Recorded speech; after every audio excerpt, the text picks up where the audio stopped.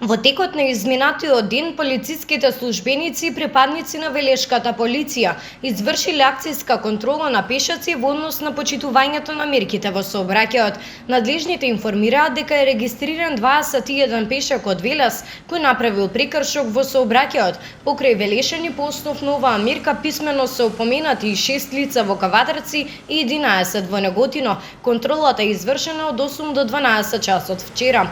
Во дневното соопштение на СВР Велес е наведено дека се напишани и казни за неносење маска.